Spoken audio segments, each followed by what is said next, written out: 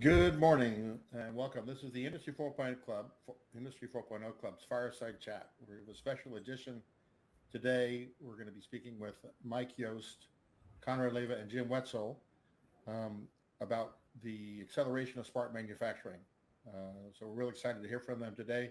Just a quick comment about the club, the Industry 4.0 Club. Our mission is to advance the deployment of Industry 4.0. We do this in several ways. By hosting important and significant conversations with industry leaders like these gentlemen, as well as help with programming at live events. And anyway, so we're real happy to be here today. My name is Mike Ungar, as I said. I'm an Industry 4.0 Club co-founder. I retired from Michelin North America 3 years ago after spending 35 years with them, working in a variety of roles in manufacturing. And today I'm a business coach and executive coach. Conrad, would you introduce yourself, please? Hi, Conrad Leiva, VP of Education at CESMII, the Smart Manufacturing Institute. Jim Wetzel, co-founder of NextGen Group, and happy to be here. I'm Mike Yost. I'm Mike's co-host for the Fireside Chats and one of the co-founders of the club. And we wanted to have this event here today because CESMII, Jim, the team, they're all here at the East Tech event in Springfield, Massachusetts, talking about their acceleration framework. We wanted to have a conversation about the value of the approach, the insights that they're learning from delivering these types of workshops. And going to apologize in advance because we are in a workshop room and we've already had a couple people walk in and out. So we'll do our best to avoid the distractions, but we felt it was important to get these guys while they're here so we can learn from what they're doing and how we can support. Well, let's get started right away. I know we have limited time. So, I know we're going to talk about the acceleration framework here in just a minute. But before we do, why is it important for companies to start their Industry 4.0 journey? Maybe Conrad, could you start us off on that? Well,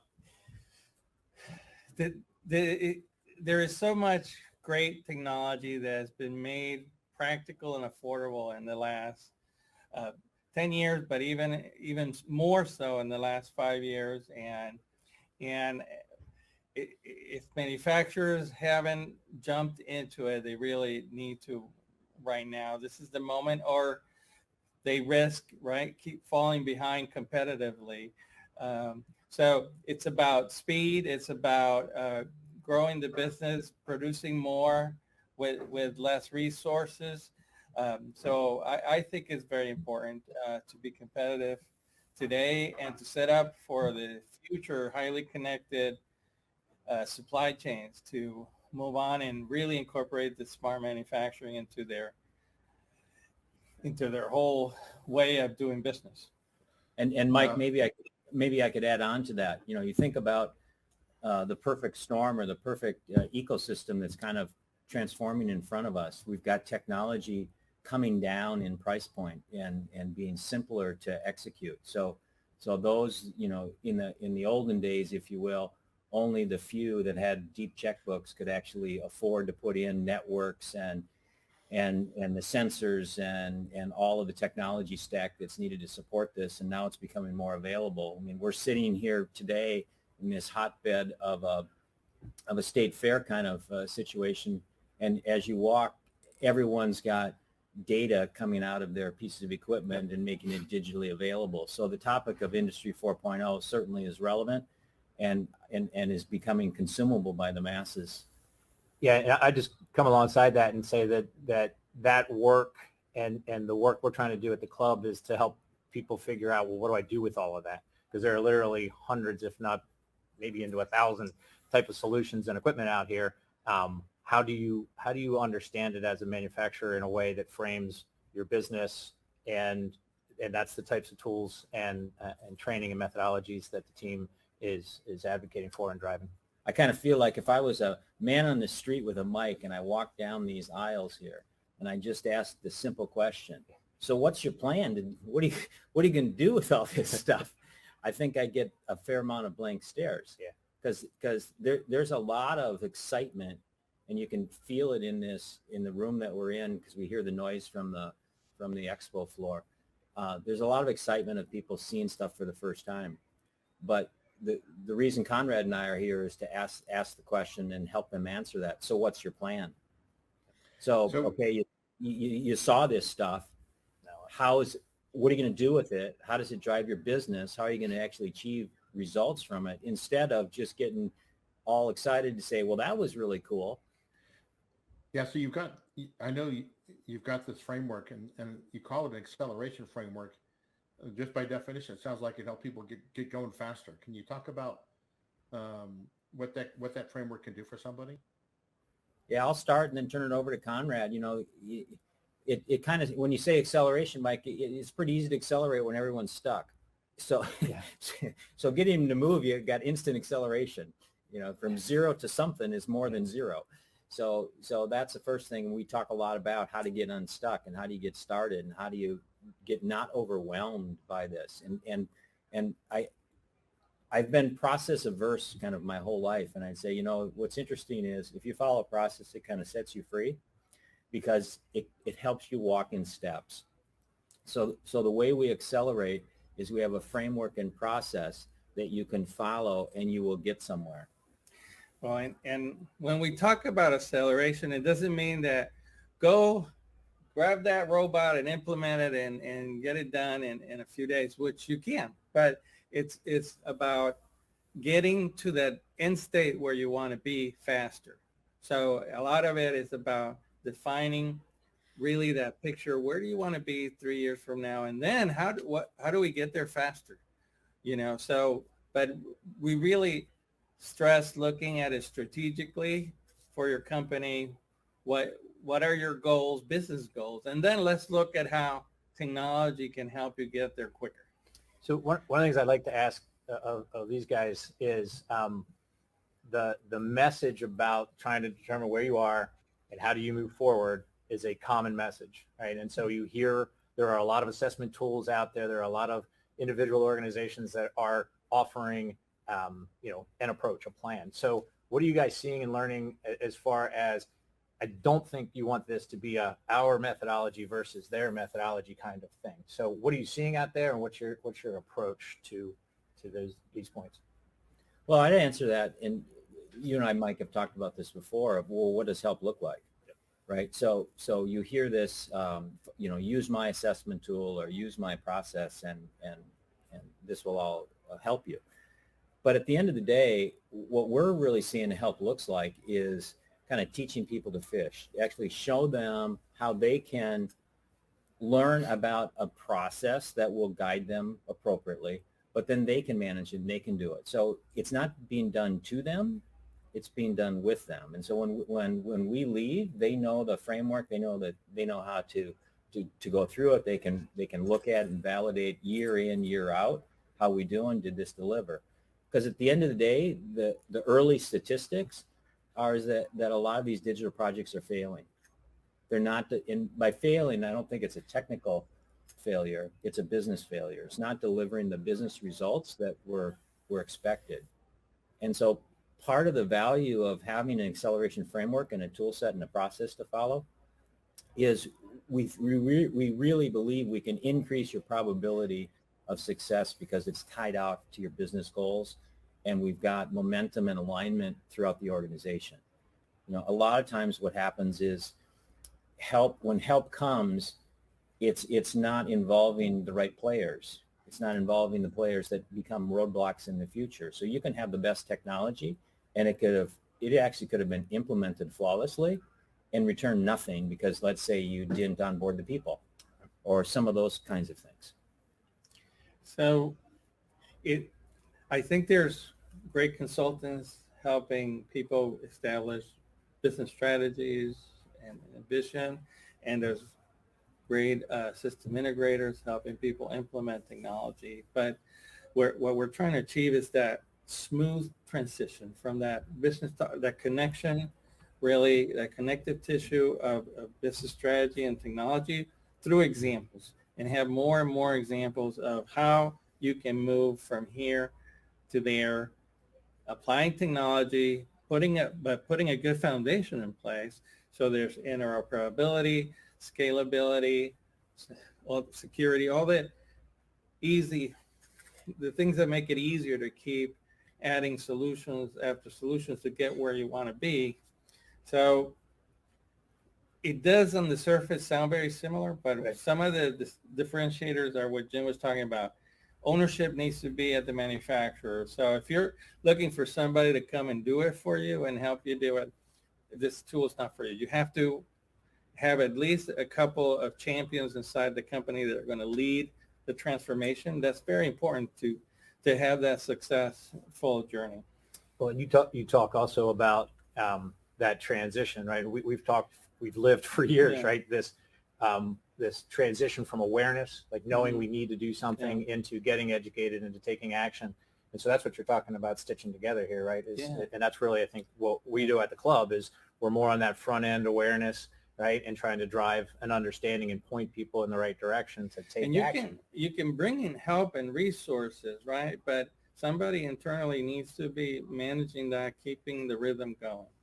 Yeah, I would say another kind of difference or answer to kind of what help looks like is that we're not, at the very start of the process and the framework, we're not worrying about the vendor selections.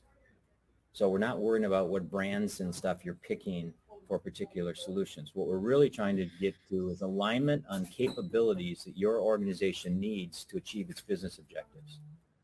So what if I somehow magically doubled the capacity of my manufacturing facility? What if I reduced all my losses? What would that be worth? Then we'll get into the how, and we'll list out those functions and capabilities. Then you'll get into brand selection. He's going to quick. That's All right. right, we got to close the door. So talk about for a second, you mentioned this, we've talked about this acceleration framework. What's important about it being open for everybody? And, I know it's one of the things we've kind of talked around is making sure this is available for the masses. What's important about having it be done that way? Well, a clarification there. So it's open to everybody, but we do have a training program because it's not just about a tool. It's about a methodology and a process. It's about leveraging the ecosystem. So we want the advisors, the champions to know what's the process to bring to bear. So is that training is for both manufacturers themselves and consultants to be able to both flavors are available. Yes. Yeah. So basically, you have to learn how to deploy the tools or have people around you. So that can yeah, support so it's not so different than the quality movement or the safety movement or the continuous improvement movement, where there's, what are these methodologies? How would I get skilled in that? Am I a black belt or whatever? So it's a similar thing. But Mike, to answer your question also around why is it important to actually go down this path and use these processes, and you think and democratize it. When in the United States you have over 400,000 manufacturers, and really less than 1% are really getting the limelight, you've got a 99% of the audience that's underserved. Right. And so you go, okay, fine, the big Fortune 100 or 200 companies know about how to do this and or hire prestigious and very, very capable consulting firms to guide them through. 98 to 99% of the other organizations are left behind. And so what we're really trying to do at CESMII and with my company, NextGen, is we're trying to help the underserved, because at the end of the day, a weak link in the supply chain or a waste or scrap or quality opportunity happens anywhere along that chain, not just the big guy. And so we're trying to figure out kind of how to accelerate the digital transformation in much lighter of a touch than what the big consulting organizations do. And it's important to do that, because if the 98 or 99% don't move, we're not going to achieve this Industry 4.0 vision. And nationally, we want to move entire supply chains, right? So and what the large OEMs are finding is that They need their suppliers to deliver on time, on quality, faster. They need data, more data connectivity from their supplier, connective tissue. So if they're not data ready, then they cannot participate in these data rich ecosystems. So if you don't mind, I'd just like to get an update from these guys because this is the second workshop that you've done in coordination with SME and CESMII and these events. So there's an active program in place to roll out these methodologies, these tools to train manufacturers, to train consultants. So maybe just an update from you guys on how it's going, and then maybe some insights that you're learning or roadblocks or things we have to change in our thinking. Yeah.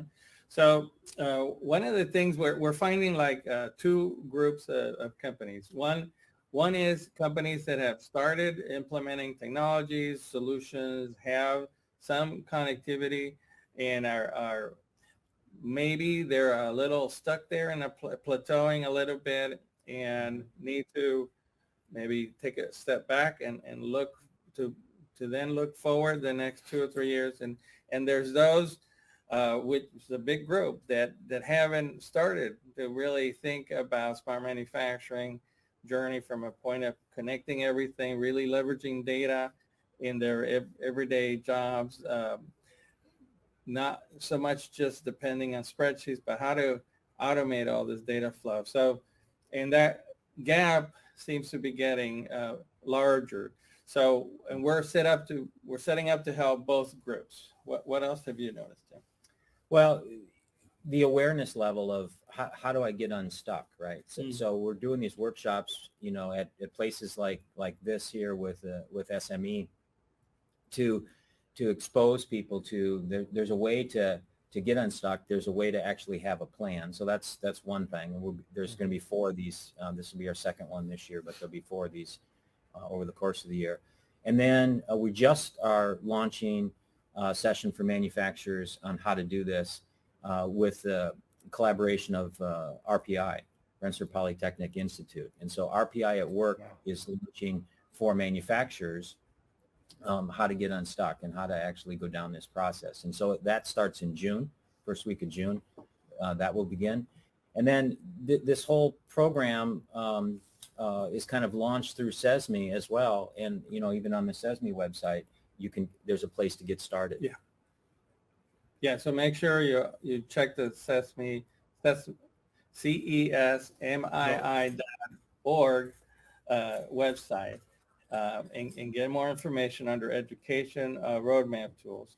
But also, there's a couple of myths that might be also paralyzing people. And I think one is that this is a money pit, that there's just have to spend a lot of money on this and there's no end to it. And there's a little fear of that. And the other one is cybersecurity, that if you start implementing these solutions, you'll get hacked and your everything will be a disaster. So also think a lot of what we're doing is educating that those are valid concerns, but there's ways to address them. There are paths and journeys on both cybersecurity and on spending that are practical milestones, and you need to consider those things, but they shouldn't paralyze you and make the solution shouldn't be do nothing. That's not a good solution. Yeah, I just 2 things from my perspective, looking at the LinkedIn Live comments. One, asking if we're in a closet. I think we addressed that early on. We're close, almost more like a bomb shelter than a closet, but all our stuff is flying off the shelves there. Man. Yeah, that's true. But if anybody has any questions, we're only going to stay on for another 5 or 10 minutes here. Really want to give you guys the opportunity. Like, is there anything that's not working? Like, are you getting feedback from people that are hearing the story and going, I don't want it, or like you're going about it wrong? Like, what are manufacturers who are sitting through these sessions and grabbing the tools saying? Okay. Yeah, sure. I'll jump in. So I think there's a lot of excitement about the insight that they can gather quickly. So when we use the word acceleration, I think we've proven it to these folks where they kind of go, oh yeah, we've heard about consultants follow a framework and it takes us forever and whatnot. And part of one of the things that's different is we're not doing a lot of on-site presence. So a lot of this stuff is remote. Almost all the stuff is remote. And I think everyone's been impressed with how much insight you can gather using different methodologies without actually having to walk the floor. Yeah. And so we can go pretty far, pretty fast. And so I think that's really impressive. On the critical side has been, in the process, we need their input. It's a collaborative process. Well, everyone's got a day job. Yeah. So when it might only take an hour of someone's time to weigh in and create a vision or a strategy or collaborate around developing a plan or asking some provocative questions, that 1 hour of time might take a week to get done. Right. Or another 2 hours of time might take a month to get scheduled. So still, I would say most organizations have not addressed the urgency on this topic. And they kind of go, it's a nice to have, it's a vision, it's a future state.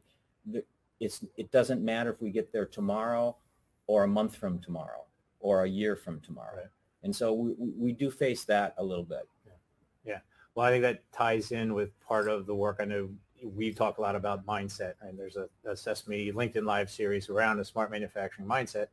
And one of the things that is focal point there is to say that this needs to be treated with the sense of urgency. Because I think, honestly, if manufacturers at least committed to being in this discussion right now, like it's not that you have to commit to deploying technology solutions in the next 30 days to be on your journey, right? To start to get yourself into this dialogue, have these conversations internally, get access to folks that can help.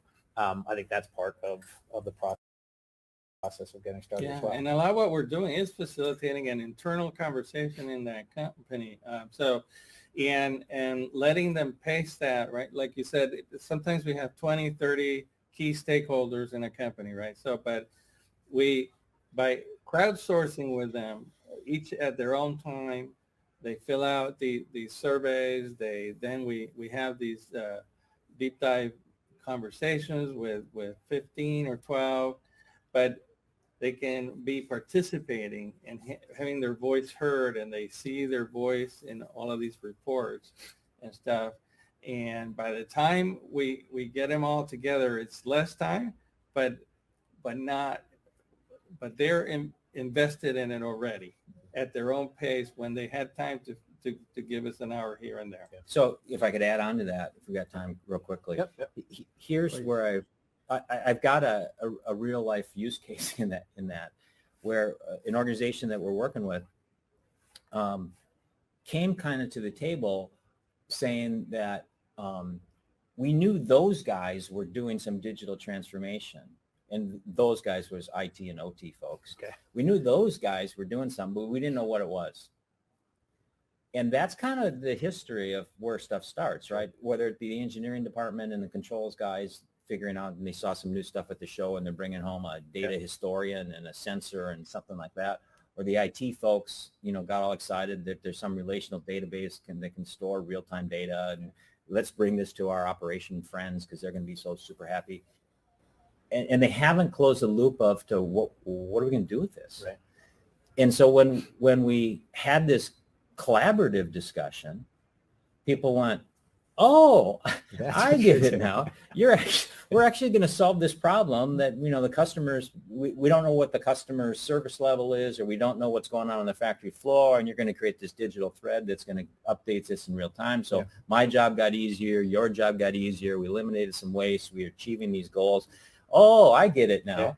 Yeah. And you kind of go, well, that's kind of common sense, but which it is. But at the end of the day, in all these companies, you get so buried into your business, and all of that's complex enough to understand, what your job is, to let alone communicate that and integrate that and actually come up with interoperable approaches that actually align to the business objectives.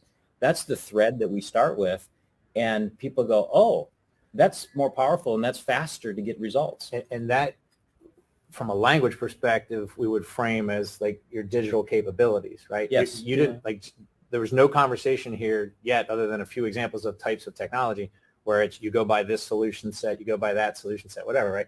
You're talking about defining what a company's digital capabilities are, right? And how they tie in or what they need to be. What they need. Yeah. Right. Yeah. So we only have a few minutes left. Mike, I just wanted to ask one more question as far as we mentioned earlier, other nonprofits, other assessment frameworks, et cetera.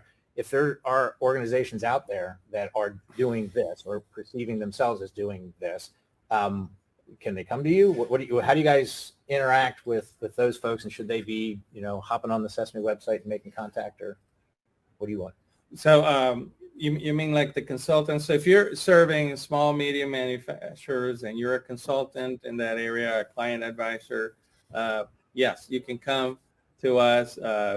Find me, Conrad Leiva at CESMII.org or education@CESMII.org or ecosystem at CESMII.org email. And we'll get back to you. It's on the website too, CESMII.org. That's how you get in touch with us. How about organizations? Like individuals, they can get trained, they can be a part of this. What about organizations? Because to me, the value, the real value of like regional nonprofits is they have that connection with the local manufacturers in a position of trust. We've made it very easy for these organizations, especially nonprofit organizations or organizations that are helping manufacturers to join. We've lowered the cost. If you look at the membership level, if you're a smaller organization, it's very easy to join, and put most of a big percent of your membership towards actually getting trained on these tools and stuff like that, making them available. So easier than ever. The only other thing I would add to that is I want to clarify, a lot of organizations might have assessment tools, and the assessment might be broad, or it might be just technology and what things you have. The acceleration framework does have an assessment component to it, but its goal is to develop a strategic plan. So people go, yeah, can I use your assessment? Well, yeah, but the goal is not to have an assessment and then stop. The goal is to have an assessment, use that information, figure out where true north is, figure out where your digital capabilities need to be, and then go figure out your plan to do that and what needs to come first and second and third and so on. People somehow miss the rest of that story. Yeah. That work has to happen, that a plan has to happen, that a digital framework has to happen, that it has to be tied to business objectives. And oh, by the way, because of the digital transformation that's possible, you might actually transform your business. You might be doing something different than what you were doing before. Right. Yeah.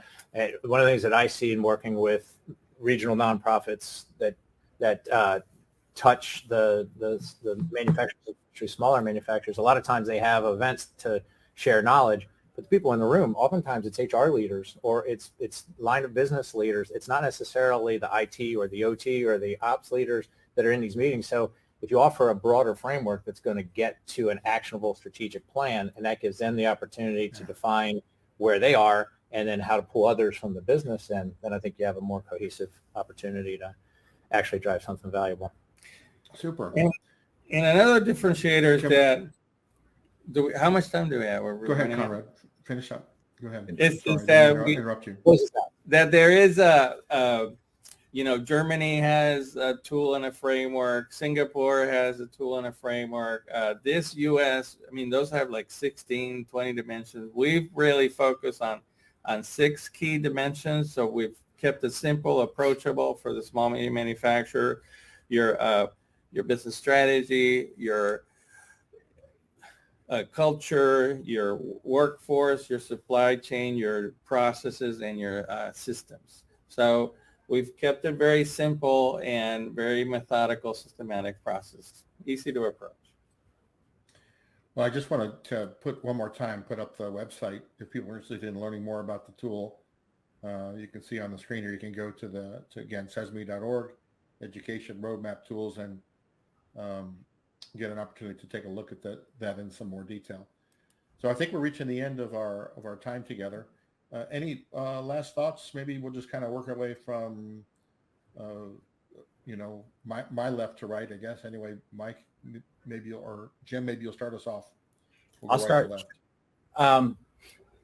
exciting to be here with this group of people here, as well as attend this show. And I'd say, you know what, figure out your plan and have a process to figure out the plan and learn from others. Join us, engage. I mean, it's time to get out of your comfort of your four walls or your virtual four walls in your enterprise, but come to these conferences, see what's going on, go to events, workshops, learn, get educated. There's so much capability out there, approachable. So just be systematic about it, and you can achieve great results for your business. Yeah, and I think I would wrap up with a challenge to any manufacturers that are out there, that if you're waiting for the market to figure this out and come to you with a packaged solution and answer, you're wasting your time, right? You have to get yourself on a path to understand what this stuff means and what it means for you and your business in particular. And I'm a fan of the type of work that's happening at CESMII, at other nonprofits, at the Industry 4.0 Club, to help drive that dialogue and get people pointed in the right direction, get them supported by domain experts that have been there, done that. There are a lot of people that are really leaning in to make themselves available. And I really encourage manufacturers to say it's time for them to jump in and figure out what it means for them and their business. Yeah, thank you. Thanks to all three of you. I want to just wrap up by reinforcing something you said earlier, just about where people can access this. So Jim, you mentioned RPI. In June, there'll be an opportunity for folks to reach out to their website to understand or to get involved with the tools. I know that the next two SME events are going to be in October in Greenville, South Carolina, and in November, I think, out on Long Beach, California. So there'll be two more opportunities where I think both of you will be present, as well as the I-40 Club will be present at those events as well. The Industry 4.0 Club, we host broadcasts during the week, typically along four different categories of broadcasts: Winning in Manufacturing, the Future of Manufacturing, looking at a technical issue related to Industry 4.0, a fireside chat like this conversation about an interesting topic with an interesting guest, and then finally People, Process, and Culture. The club is also present at other events. We'll be at Automate and an ISG event in the next week or two. We'll be at ATX, IME East in New York in June. So we're excited to be present as a club to support those around us. And of course, visit our website at industry4.0club.com. Certainly go to the CESMII website for the tools, but if you're not sure how to find them, you can reach out to us as well. We'll be glad to help connect you. This has been our Fireside Chat. I want to thank Jim, Conrad, and Mike again for joining us. Thanks, gentlemen. It's great to hear how the show's going there at ESTEC, and best of luck as you continue the training. Thanks for us. Time for us to come out of the closet and join the conference. All right. You guys have a good rest of the conference, okay? Thanks, Mike. Thanks.